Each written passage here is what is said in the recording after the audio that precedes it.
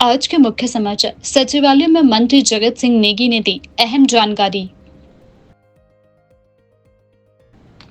मंदिरों की धनराशि को लूटने नहीं दिया जाएगा, बिंदल। शिमला में तेंदुए ने किया हमला। कैप्टन अतुल शर्मा ने मुख्य सचिव प्रबोध सक्सेना पर लगाए गंभीर आरोप। कुलदीप सिंह राठौर ने प्रेस वार्ता में दिए अहम बयान। नकल करते हुए पकड़े गए तो अगले 3 साल तक परीक्षा नहीं दे सकेंगे विद्यार्थी। आत्माराम शर्मा ने पेंशनरों के हितों को लेकर सरकार से की मांग। भारी बारिश का येलो अलर्ट। अब समाचार विस्तार से। प्रदेश में 2 दिन की धूप के बाद मौसम फिर से बिगड़ चुका है। सोमवार सुबह से रोहतांग और अन्य ऊंचाई वाले क्षेत्रों में रुक-रुक कर बर्फबारी शुरू हो गई है, जबकि अन्य कई क्षेत्रों में भारी बारिश हो रही है। राजधानी शिमला में भी मौसम खराब बना हुआ है, जिसके कारण लोगों को ठंड और मुश्किलों का सामना करना पड़ रहा है। मौसम विभाग ने प्रदेश के लिए ऑरेंज अलर्ट जारी किया है। इसके चलते प्रदेश स्कूल शिक्षा बोर्ड ने 4 मार्च से शुरू होने वाली 10वीं और 12वीं की परीक्षाओं के कुछ विषयों के पेपर स्थगित कर दिए हैं। लाहौल के उदयपुर, केलांग और चंबा के पांगी में प्रश्न पत्र नहीं पहुंचने के कारण ये पेपर अगले आदेश तक स्थगित कर दिए गए हैं। इसके अलावा राज्य भर में अभी भी 200 से अधिक सड़कें बंद हैं, जो बर्फबारी और बारिश के कारण यातायात के लिए बंद पड़ी है। कुल्लू और लाहौल में लगभग 800 बिजली के ट्रांसफार्मर भी ठप है, जिससे बिजली संकट की स्थिति बनी हुई है। प्रदेश सरकार ने राहत कार्यों में तेजी लाने के निर्देश भी दिए हैं। मौसम विभाग केंद्र शिमला की ओर से आज चंबा, कांगड़ा और लाहौल स्पीति जिले के लिए भारी बारिश बर्फबारी का ऑरेंज अलर्ट जारी किया गया है। कुल्लू मंडी के लिए येलो अलर्ट है। शिमला, सिरमौर, सोलन, हमीरपुर, बिलासपुर व ऊना जिले के लिए बारिश के साथ तूफान चलने का अलर्ट है। 4 मार्च को भी प्रदेश में बारिश बर्फबारी का दौर जारी रहने का पूर्वानुमान बताया गया है। हिमाचल प्रदेश के बागवानी मंत्री जगत सिंह नेगी ने शिमला सचिवालय में मीडिया से रूबरू होते हुए महत्वपूर्ण निर्णयों के बारे में जानकारी दी। उन्होंने बताया कि राज्य सरकार ने कृषि और बागवानी क्षेत्र में सुधार के लिए कई नई योजनाओं को मंजूरी दी है। उन्होंने कहा कि सरकार कृषि और बागवानी से जुड़ी समस्याओं को गंभीरता से देख रही है और किसानों के लिए नई योजनाओं को लागू करने का निर्णय लिया गया है। इससे राज्य के बागवान और किसान समुदाय को फायदा होगा। सुखविंदर सिंह सुक्खू की अध्यक्षता में हुई और इसमें जो विशेष आज जो चर्चा का विषय रहा, गवर्नर का जो एड्रेस होना है, माननीय गवर्नर का जो विधानसभा के स्तर के शुरू में होता है, उसके ऊपर विस्तृत चर्चा हुई और उसे जो है आज कैबिनेट ने पारित कर दिया है। इसके अलावा जो और बहुत सारे जो इसमें चर्चा हुआ, उसमें मेन जो रहा है आज इधर 145 पद जो है विभिन्न जो है इसमें खासकर हमारे जो नए निगम परिषद बने हैं उनके लिए जो है सृजित किया गया है। और उसके अलावा हमारे दूसरा जो सुपर स्पेशलिटी मेडिकल संस्थान है चमियाना में, वहाँ के गैस्ट्रोलॉजी में विभाग के लिए जो है 2 पद जो है वरिष्ठ रेजिडेंट डॉक्टरों का, वो भी जो है इसमें आज जो है सृजित किया गया है। साथ में जो हमारे प्रदेश में जो कथा जो बटियाँ होती है पुराने स्टाइल की, उनको जो है आधुनिक करने के लिए भी जो है कैबिनेट ने जो है इसमें जो है परमिशन दिया है। तो आज का जो है मुख्य चर्चा तो जो है गवर्नर, माननीय गवर्नर के लिए जो एड्रेस है उसी में दिया है। सर, एक्साइज पॉलिसी को लेकर कोई आज एक्साइज पॉलिसी को जो है इसके ऊपर फैसला नहीं लिया गया है। उत्तराखंड में जो है जितने भी लोग वहाँ पर जो उस एवलांच के चपेट में आने से दबे थे, आज के जो समाचार के हिसाब से सभी को जो है वहाँ से रेस्क्यू किया गया है। उनमें से कुछ लोग जो है उनकी मृत्यु हो गई है। तो हमारे हिमाचल से भी जो लोग इंजर्ड हैं, अभी तक उनमें से कितने हमारे यहाँ पहुँचे हैं लेटेस्ट मेरे पास जानकारी नहीं है। ये संपर्क सड़कों के बारे में आज जो है किन्नौर के तो रास्ते खुल गए हैं, जो यहाँ से शिमला से कम हमारे जो है कल्पा तक रोड थ्रू है, रक्षम तक जो है रास्ता समला वैली में थ्रू है। तो पिछले 2 दिन पहले 600 से ज़्यादा सड़कें बाधित थी, परंतु आज सवेरे तक, अभी शाम का मेरे पास लेटेस्ट अभी वो डाटा नहीं है, पर मॉर्निंग का जो डाटा है उसमें जो है आधी सड़कें अभी जो है 300 कुछ सड़कें जो है बाधित है, और DTRs भी जो है कोई जो है काफ़ी कम, अब जो है 2100-2200 थे पिछले दिन, तो 1700 के आसपास पहुँच गए। सर अभी 2 दिन का और अलर्ट रखा है मौसम। शिमला शहर के कृष्णा नगर क्षेत्र के लाल पानी में एक युवक पर तेंदुए ने हमला कर दिया है। कृष्णा नगर निवासी मनोज रात करीब 11 बजे अपनी ड्यूटी से घर लौट रहा था, तभी अचानक तेंदुआ उसकी ओर झपट गया। युवक ने किसी तरह तेंदुए को धक्का मारा और अपनी जान बचाने में सफल रहा। हालांकि इस हमले में उसके कपड़े फट गए। मनोज ने जोर जोर से शोर मचाया, जिसके बाद तेंदुआ मौके से भाग गया। घटना के बाद आसपास के लोग भी मौके पर पहुंचे और युवक को सुरक्षित स्थान पर लाया गया। मनोज को मामूली चोटें आई है, लेकिन उसकी स्थिति खतरे से बाहर है। पुलिस और वन विभाग ने घटनास्थल का दौरा किया और तेंदुए की गतिविधियों पर निगरानी रखने के लिए टीम भी गठित की है। यह घटना इलाके में दहशत का कारण बन चुकी है और स्थानीय लोग अब अपनी सुरक्षा को लेकर चिंतित हैं। वन विभाग ने जनता से सतर्क रहने की अपील की है। भाजपा प्रदेश अध्यक्ष डॉक्टर राजीव बिंदल ने एक बयान जारी किया है, जिसमें उन्होंने हिमाचल प्रदेश में मंदिरों की धनराशि को लूटने की किसी भी कोशिश को सरकार और पार्टी बर्दाश्त नहीं करेगी। उन्होंने इस मुद्दे पर जोर देते हुए कहा कि राज्य के मंदिरों के धन का इस्तेमाल केवल धार्मिक कार्यों और मंदिरों के विकास में किया जाएगा। डॉक्टर बिंदल ने आरोप लगाया है कि कांग्रेस सरकार मंदिरों के धन का गलत तरीके से उपयोग करने की कोशिश कर रही है। उन्होंने कहा कि हमने पहले भी इस मुद्दे को उठाया था और आने वाले समय में इस पर सख्त कदम उठाए जाएंगे। मंदिरों की संपत्ति को लूटने की कोई भी कोशिश भाजपा नहीं होने देगी। हिमाचल प्रदेश में लगभग 40 ऐसे बड़े तीर्थ स्थान और मंदिर हैं जिन्हें समय समय पर हिमाचल प्रदेश की सरकारों ने अधिग्रहित किया, और इस अधिग्रहण के पीछे की जो भावना है वो बड़ी स्पष्ट है कि मंदिरों का जो चढ़ावा है वो और मंदिरों के विकास में, उनके रखरखाव, यात्रियों की सुविधा में और तीर्थ स्थल के विकास के लिए इस्तेमाल हो। वो चढ़ावा, वो आवागमन की दृष्टि से जो लाखों लाखों तीर्थयात्री आते हैं, उनको क्या क्या सुविधा मुहैया कराई जा सकती है। उनके लिए भंडारे की व्यवस्था है, उनके लिए जलपान की व्यवस्था है, उनके लिए बैठने की, ठहरने की व्यवस्था है। जो हमारे पुजारी हैं, जो ब्राह्मण हैं, उनके पूजा पाठ का जो हिस्सा है वो उनको देय है, और मंदिर में भगवान की मूर्तियों का रखरखाव है, सोने चांदी को और उसको आभूषण इत्यादि की व्यवस्था है। इन व्यवस्थाओं के लिए उस धनराशि का उपयोग होना है। और इसके साथ हिमाचल प्रदेश के अंदर सैकड़ों ऐसे छोटे मंदिर हैं जो अत्यंत महत्वपूर्ण है, परंतु वहां पर चढ़ावे की राशि नहीं होती है। उसके कारण उनका रखरखाव संभव नहीं होता। उन छोटे मंदिरों का रखरखाव, वहां पर पूजा अर्चना की व्यवस्था, वहां के पुजारी को दिया जाने वाला मानदेय इत्यादि, ये बड़े मंदिरों के और चढ़ावे के माध्यम से किए जाने का प्रावधान इसमें रखा गया है। परंतु हिमाचल प्रदेश की सरकार, उसने जो नोटिफिकेशन निकाला है, जो चिट्ठी निकाली है डीसी साहिबान को, वो स्पष्ट रूप से आदेशात्मक है कि ये धनराशि और सरकार की योजनाओं के लिए मुहैया कराई जाए। शिमला के स्थानीय निवासी और समाज सेवी कैप्टन अतुल शर्मा ने सचिवालय में एक प्रेस वार्ता के दौरान हिमाचल प्रदेश के मुख्य सचिव प्रबोध सक्सेना पर गंभीर आरोप लगाए हैं। कैप्टन शर्मा ने कहा कि मुख्य सचिव ने राज्य सरकार की योजनाओं और विकास कार्यों को लेकर गंभीर लापरवाही बरती है, जिससे जनता को सीधा नुकसान हुआ है। हमारी जीरो टॉलरेंस पॉलिसी है अगेंस्ट गवर्नमेंट के, अगेंस्ट करप्शन, जो हमारी स्टेट गवर्नमेंट क्लेम करती है। हाउएवर जो कंडक्ट है कुछ ब्यूरोक्रेट्स का, वो इसके बिल्कुल विपरीत है।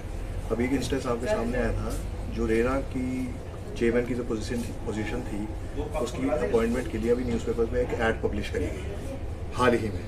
और उससे पहले न्यूज़पेपर में एक न्यूज़ सर्कुलेट हुई थी, जो आप लोगों ने भी पढ़ी होगी, आप लोगों ने प्रेस के माध्यम से लोगों ने भी देखा, जिसमें रेरा के फॉर्मर चेयरमैन ने अपने निजी दोस्तों को और रिलेटिव्स को लाखों रुपए के सेब जो है वो डिस्ट्रीब्यूट किए, that too from office expense, that was taxpayers money.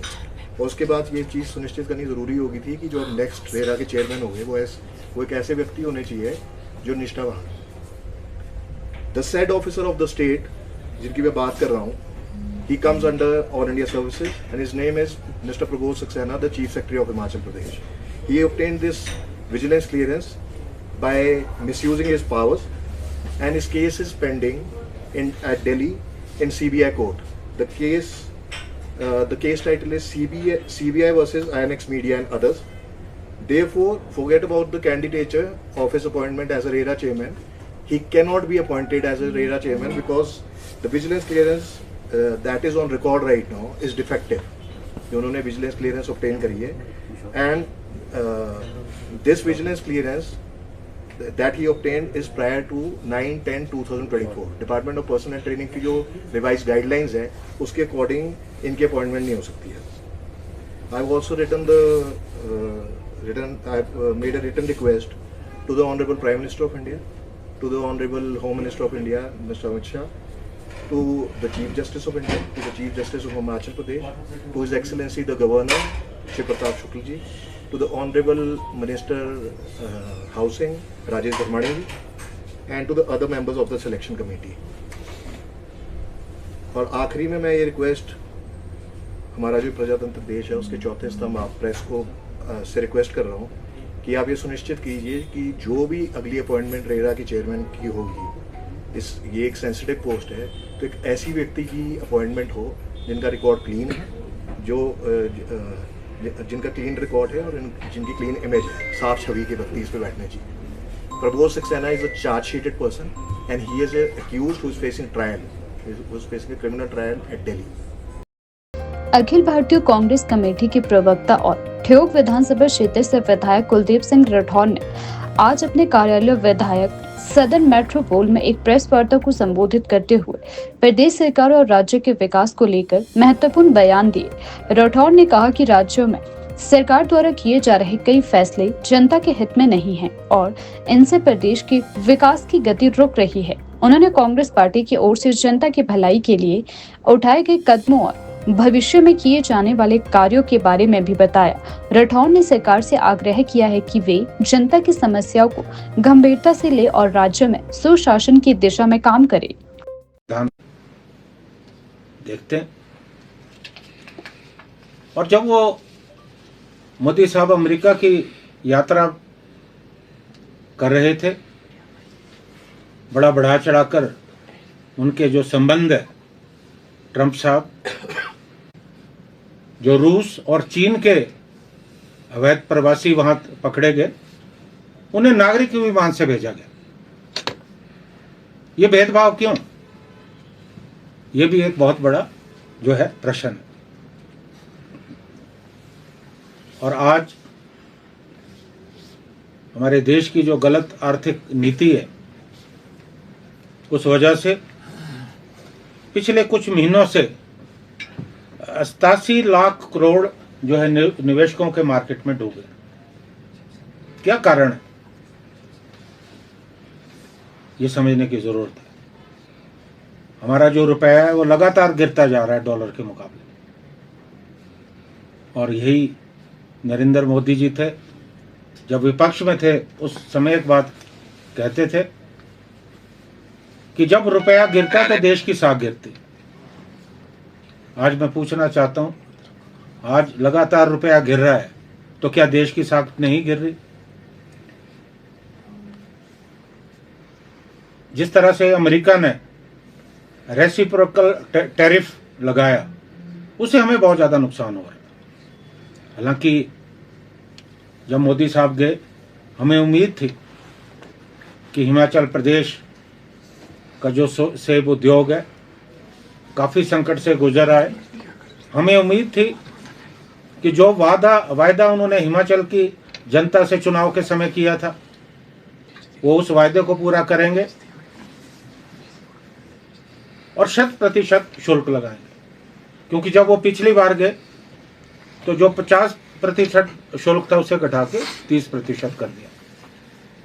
इस बार तो मुझे लगता नहीं कि इस पे कोई जो है चर्चा भी हुई है।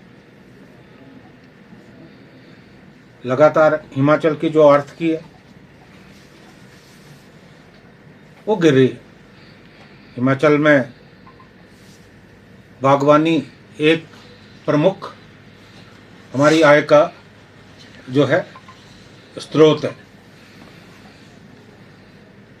लगातार आप देख रहे होंगे कि मौसम की प्रतिकूलता के चलते लगातार जो है हमारे उत्पादन में गिरावट आ रही है। अगर हम विश्व के मुकाबले देखें तो हमारी जो प्रति हेक्टेयर हम 6 से 7 टन यहाँ सेब पैदा करते हैं, जबकि जो दूसरे विश्व के देश हैं वहाँ तो बहुत ज़्यादा 50 से ज़्यादा टन से ज़्यादा जो है उत्पादन होता है। क्योंकि समय के रहते हम अपने जो हमारे सेब के बगीचे हैं उनको हम जो है मॉडर्नाइज नहीं कर पा रहे। और जब कांग्रेस की सरकार पिछली बार थी तो 1134 करोड़ का जो प्रोजेक्ट है वो बागवानी के लिए जो है सैंक्शन हुआ। और अगर ये 1134 करोड़ का पूरी तरह उपयोग होता तो काया कल्प हो सकता था। और मैंने तो ये विधानसभा के पटल में भी प्रश्न पूछा कि उस पैसे का किस तरह से इस्तेमाल हुआ, लेकिन मुझे दुख है कि उस पैसे का ढंग से इस्तेमाल नहीं हुआ। हिमाचल प्रदेश स्कूल शिक्षा बोर्ड ने इस बार अपनी वार्षिक परीक्षाओं में नकल रोकने के लिए सख्त कदम उठाए हैं। बोर्ड ने स्पष्ट किया है कि अगर इस पर किसी भी परीक्षार्थी को नकल करते हुए पकड़ा गया तो उसे अगले 3 वर्षों तक परीक्षा देने का कोई भी अधिकार प्राप्त नहीं होगा। पहले के मुकाबले इस बार नकल रोकने के उपायों को और सख्त किया गया है। पहले जिस पेपर में नकल के मामले सामने आते थे वहां उसी विषय में यूएमसी बनाकर परीक्षार्थी को फेल कर दिया जाता था, लेकिन अब इस बार बोर्ड ने 3 साल तक परीक्षा में बैठने पर प्रतिबंध लगाने का निर्णय लिया है। साथ ही अगर परीक्षा के दौरान किसी विद्यार्थी को मोबाइल या अन्य इलेक्ट्रॉनिक गैजेट के साथ नकल करते पकड़ा जाता है तो उसे 3 साल के लिए परीक्षा देने से रोक दिया जाएगा। प्रदेश स्कूल शिक्षा बोर्ड की वार्षिक परीक्षाएं 4 मार्च से शुरू होगी और बोर्ड ने परीक्षा को निष्पक्ष और पारदर्शी बनाने के लिए सभी आवश्यक कदम उठाए हैं। छात्रों को चेतावनी दी गई है कि वे परीक्षा में अनुशासन बनाए रखें और नकल से बचें। Pensioners welfare association Himachal Pradesh के राज्य प्रधान आत्माराम शर्मा ने आज शिमला में एक प्रेस कॉन्फ्रेंस को संबोधित किया। उन्होंने प्रदेश के पेंशनरों की विभिन्न समस्याओं को उजागर करते हुए सरकार से जल्द समाधान की मांग की। उन्होंने कहा कि राज्य के हजारों पेंशन भोगी अपने अधिकारों से वंचित है और सरकार को उनकी लंबित मांगों पर ध्यान देना चाहिए। उन्होंने बताया कि यदि सरकार जल्द ही कोई ठोस कदम नहीं उठाती है तो पेंशनर्स वेलफेयर एसोसिएशन अपने अगले कदम की घोषणा करेगी। इस मौके पर एसोसिएशन के कई वरिष्ठ सदस्य भी मौजूद रहे। मेरे साथ हमारे संगठन के प्रदेश के प्रेसिडेंट आत्माराम शर्मा जी उपस्थित हैं। इन्हीं के साथ बैठे हैं हमारे प्रदेश के senior vice president Harish Sharma ji, आप मंडी से हैं, और इनके साथ हमारे स्टेट के कैशियर हैं संतराम शांति जी, और हमारे स्टेट कार्यकारिणी के सदस्य जीवन ठाकुर जी, भारत राम जी, भूषण जी और करमचंद जी, और मंडी से ही हमारे सूरज ठाकुर जी, और स्टेट कार्यकारिणी में हमारे सहयोगी महेश वर्मा जी हमारे साथ बैठे हैं। आज ये हमारा सौभाग्य है कि आज हम प्रेस कॉन्फ्रेंस के माध्यम से अपनी बात सारे पेंशनर के सम्मुख रखना चाह रहे हैं। आज भी हम माननीय मुख्यमंत्री महोदय से मिलकर आए हैं।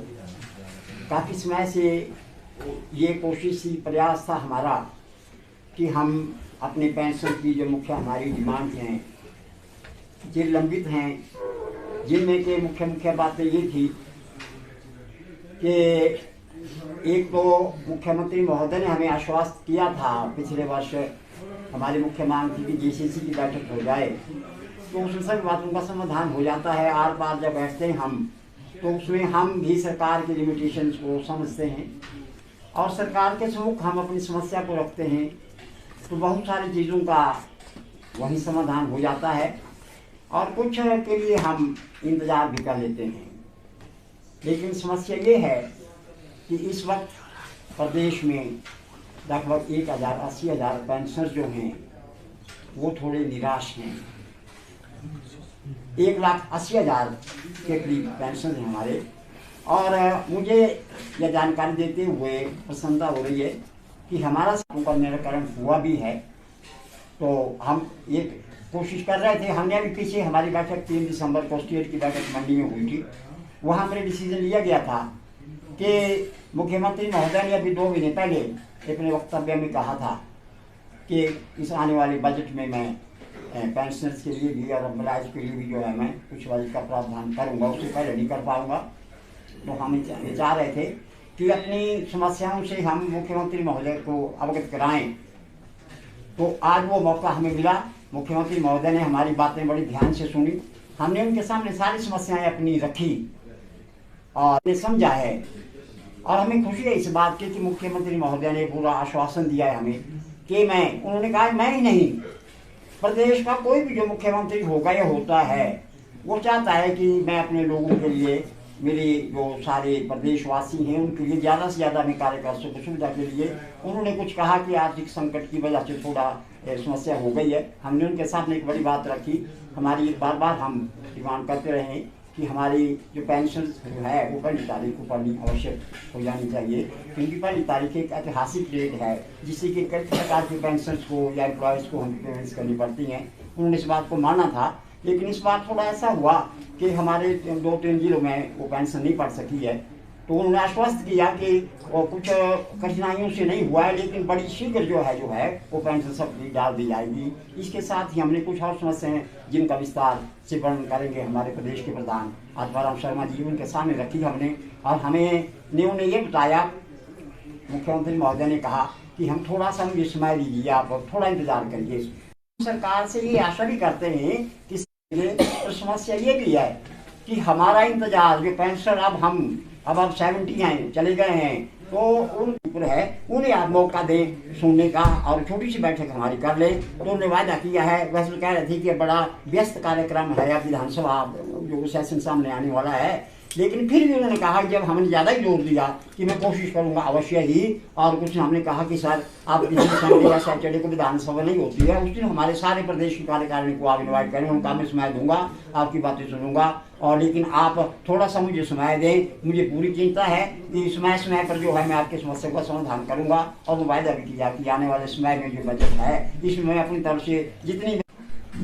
प्रेस के सभी साथियों को मेरा नमस्कार।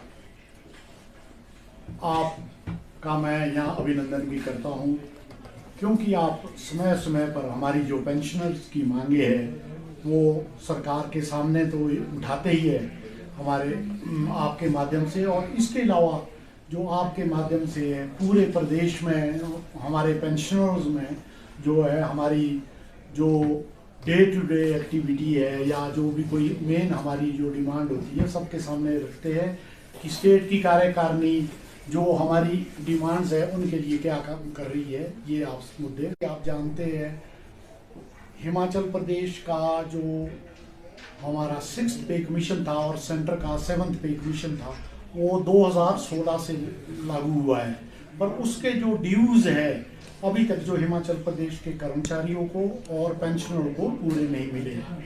पिछली सरकार के दौरान भी हमारे को सिर्फ 50,000 रुपया ही मिला था, और 20% उन्होंने उस टाइम घोषणा की थी कि इनको 20% मिलेगा, पर उसमें राइटर था 50,000 का। और ये गवर्नमेंट भी जब से आई है कुछ डीए की 2 किस्तें हैं वो उन्होंने दी है, पर उसका एरियर भी अभी पेंडिंग पड़ा हुआ है। और इसके अलावा हमारा 11% डीए जो अभी ड्यू हो गया, जो हम सेंटर से पीछे चल रहे हैं। और जहाँ तक एरियर की बात है 6th पे कमीशन की, खास करके पेंशनर्स की एक जो कैटेगरी है वो 2016 के बाद के जो पेंशनर रिटायर हुए हैं और जनवरी 22 तक के हैं, इनका बहुत सारा पैसा सरकार के पास पेंडिंग पड़ा है, क्योंकि जो 22 के बाद पेंशनर रिटायर हुए उनको सब मिल रहा है, जो 22 जुलाई अगस्त के बाद या 23 में जो 24 में जो हुए उनको पूरा मिल चुका है, पर वही पेंशनर जो 2016 और जनवरी 22 तक के बीच के है उनका तकरीबन एक 8-10 लाख एवरेज है और कईयों का तो 15-20 लाख पेंडिंग है।